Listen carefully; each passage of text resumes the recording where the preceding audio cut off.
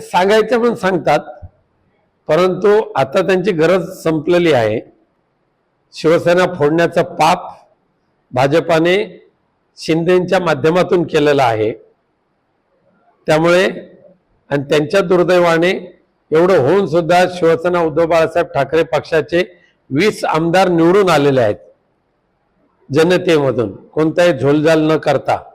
त्यामुळे जरी त्यांनी म्हटलं की तांत्रिक बाब असली तर मग शपथविधी घ्या. शपथ कशाला घेताय? शपथ घेण्याच्या कार्यक्रमावर करोड रुपये खर्च कशाला करताय? पंतप्रधानांपासून देशातल्या सगळ्या मुख्यमंत्र्यांना मुंबईत का बोलवताय? त्यामुळे ह्या महाराष्ट्राची फसवणूक या निवडणुकीमध्ये जेवढी केलेली आहे तेवढी आता बस झाली.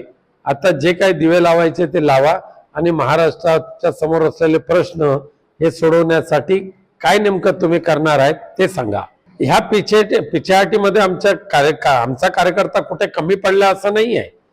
वारेमाप पैशाचा दुरुपयोग करायचा, कोकणी लोकांना मतदानाच्या निमित्ताने खरेदी करायचं आणि ही जी काही ईव्हीएमचा जो गोंधळ आहे, घोटाळा आहे, तो मात्र या ठिकाणी 100% झालेला आहे या दोन्ही जिल्ह्यामध्ये. आणि त्याच्यातून त्यांना मिळालेला तो विजय आहे, हा मेरिटवर मिळवलेला विजय नाही आहे. पुनश्च एकदा आम्ही उभे राहू आणि आता जे आमच्यावर ज्यांनी पिछाट केल्याचं काही जण डरकाळी फोडून सांगतायत, कोल्हेकोई करून सांगतात, त्या सगळ्यांना त्यांची जागा दाखवून देऊन आमचा भगवा झेंडा फडकवून दाखवू. महाराष्ट्राच्या मुख्यमंत्री पदाची शपथ उद्या होते. 23 तारखेला मतमोजणी झाली आणि त्यानंतर जवळजवळ 10 ते 12 दिवसानंतर आज महाराष्ट्राला मुख्यमंत्री मिळतोय. हे खऱ्या अर्थाने महाराष्ट्राचं दुर्दैव म्हटलं पाहिजे. एवढी मोठी मेजॉरिटी मिळून सुद्धा एवढे दिवस महाराष्ट्र म्हणजे जवळजवळ 13 दिवस महाराष्ट्राला मुख्यमंत्री मिळू शकला नाही.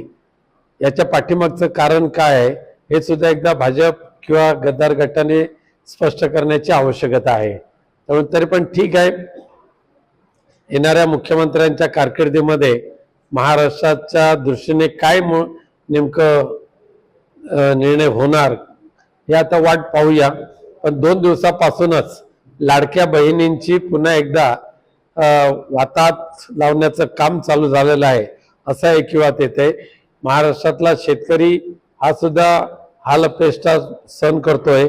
आता सुद्धा कोकणातला बागायतदार ह्या अवकाळी पावसाचा बळी पडलेला आहे.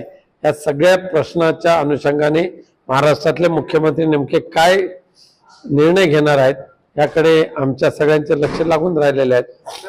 बघा, एकनाथ शिंदेच्या निर्णयाला आता काडीची किंमत राहिलेली नाही आहे. गरज असेल तर या, नाहीतर चालते व्हा असं सांगण्याची ताकद भाजपाने ठेवलेली आहे.